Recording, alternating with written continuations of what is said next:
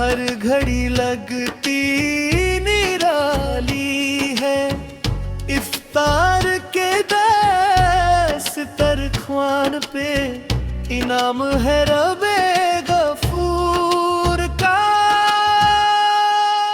روزہ صبر سکھاتا ہے، نفس کو جھکانا سکھاتا ہے، ہر بھوکا پیاسا بندہ بھی مہمان ہے رب بے غفور کا۔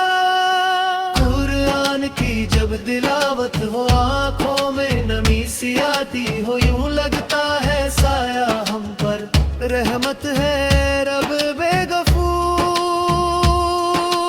کا۔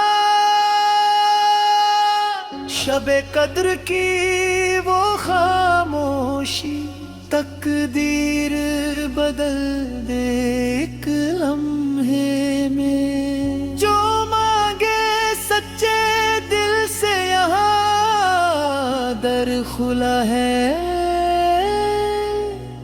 رب غفور کا۔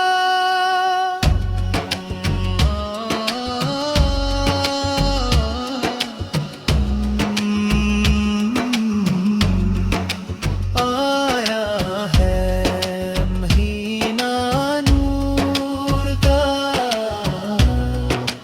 سایہ ہے رب غفور کا،